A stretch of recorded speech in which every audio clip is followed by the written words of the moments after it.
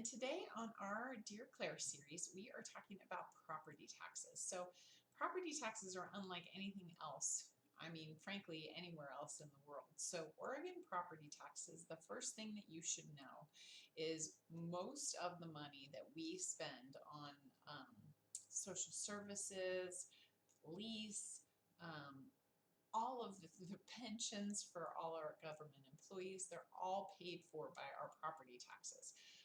And our property taxes are very confusing. So we passed several measures back in the day. So Measure 5, Measure 50, Measure 47, they all affect property taxes. What you need to know so that you can avoid paying more taxes than you have to is that the taxes are actually assessed on the assessed value. So if you go, let's say you're in the city of Portland, if you go to the city of Portland's website, which by the way is portlandmaps.com, you'll see the assessor detail. And in that assessor detail, if you click on it, you'll see real market value, and then you'll see tax assessed value. Those two things are totally different. We used to assess taxes on market value, but now we assess taxes on assessed value.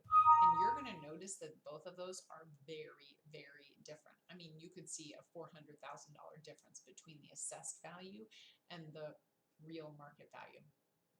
So a lot of times when people are new to Oregon, they're like, well, this says my assessed value is only $100,000 and the price I'm paying for this house is 6 times that.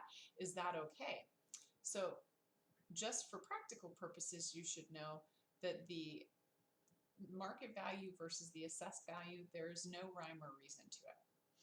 There are a bunch of overlays that were put on in the 90s, and that is where they started from for assessing the tax assessed value. And those values could only go up 3% a year. So for instance, if you had a house in 1997 that was only worth $120,000, your assessed value would be even less than that, and that could only go up by 3%. So because of that, there are areas of Portland on the same house, same price range, the assessed value and the property taxes annually are going to be very different. So it's something I always advise buyers to watch for, because it's going to affect your monthly payment pretty significantly, and there isn't much you can do to change it once it's been assessed, depending. There are a few things you can do. Okay, so what you want to know if you own property is, how do I avoid increasing my property taxes, right? So if you pull permits and you're doing a significant remodel, that can increase your property taxes. If you add square footage, so say, I've had plenty of clients call me and say, you know what, I don't want to move. I love this neighborhood, but my house is too small. I'm going to blow the roof off and I'm going to add 1,000 square feet to the footprint. If you add square footage to your house, it's going to reassess your property taxes, and it's going to be a significant increase.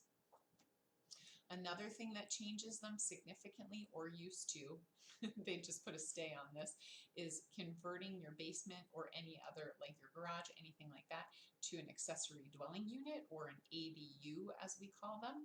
That can also change your property taxes pretty significantly.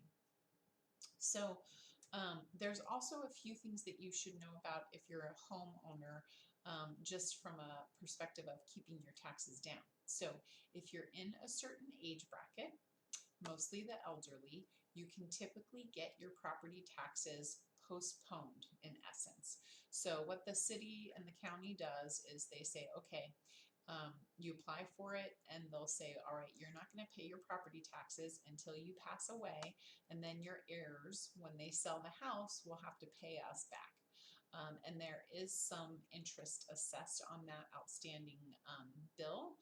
So it is something to know, but it's a great way to keep people as they age in their homes without having to worry about changing their expenses, especially on a fixed income.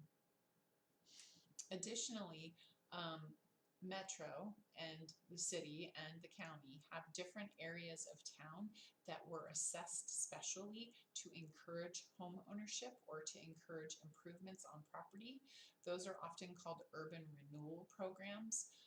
So depending on what parts of the city, if you have questions about this, just give me a call because they're very specific and they're not easily identifiable. But in those neighborhoods, the property taxes are artificially low. So that's another way to get you into a home that might be a little bit more affordable than it would be otherwise. Trying to think if there's anything else. I think that is just kind of your crash course in property taxes. There's a lot to understand, and there's a lot more as far as how they're assessed and where they're assessed, and it gets very complicated very quickly. But I also have the contact info for the tax assessor's office. So if you have any specific questions, I'm happy to get you resources that you can find out the answer. And of course, thank you always for tuning in. If you have any other real estate questions you'd like me to address, just comment below or just reach out. I'd be happy to chat. And remember to subscribe to our Paris Group Realty YouTube channel for easy access to additional information than what we have here. I hope you have a wonderful day. Take care.